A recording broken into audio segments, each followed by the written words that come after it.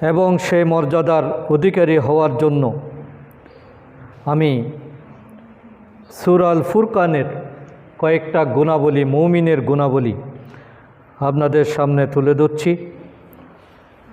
একজন মুমিন হওয়ার জন্য আমাদের কি বৈশিষ্ট্য হওয়া দরকার এবং সত্যিকার আল্লাহর বান্দার পরিচয় কি।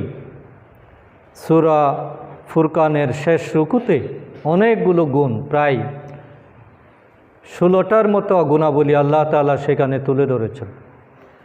তার মধ্যে কয়েকটা বিষয় আমরা নির্দিষ্ট সময়ের মধ্যে বলার চেষ্টা করি। আল্লাহ তাআলা যাতে আমাদেরকে এগুলো আমল করার তৌফিক দান করেন। এবং এই মাসটা হলো তওবা কবুলের মাস, গুনাহ মাফের মাস, আল্লাহর সন্তুষ্টি অর্জনের মাস। তো সন্তুষ্টি অর্জন করতে গেলে কিছু গুণ অবশ্যই নিজের ভিতর ঢুকাতে হবে, কিছু জিনিস বাদ দিতে হবে আর কিছু জিনিস ইন করতে হবে। ইন করার সুবর্ণ সুযোগ হলো এই মাসটা। হাজিরা মক্কায় গিয়ে গুনাহ মাফ করবেন, আমি যদি তাদের সাথে একাত্মতা প্রকাশ করি, এই যে রোজার আমল, জিকিরের আমল, তওবার আমল, তারপরে তাকবীরের আমল, এইগুলো যদি আমি এখন থেকে করতে থাকি তাহলে আল্লাহ তাআলা হয়তো হাজিদের মতো আমাদেরকেও নিষ্পাপ করে দিতে পারেন। এবং 10 তারিখ হলো সেই নিষ্পাপ হওয়ার উৎসব। ঈদ মানে হলো আসলে আনন্দ, কিন্তু আনন্দ কাদের জন্য? আনন্দ হলো তাদের জন্য যারা আল্লাহকে রাজি করতে পেরেছে। সৌভাগ্য সফলতা হলো তাদের জীবনেই যাদের উপর আল্লাহ খুশি।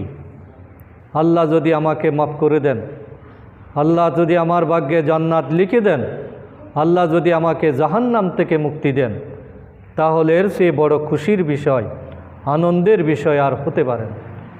এই জন্য ঈদ হলো আত্মসমালোচনা, আত্মপর্যালোচনা, আত্মগঠন, আত্মনিবেদন এবং আল্লাহকে খুশি করার উৎসব।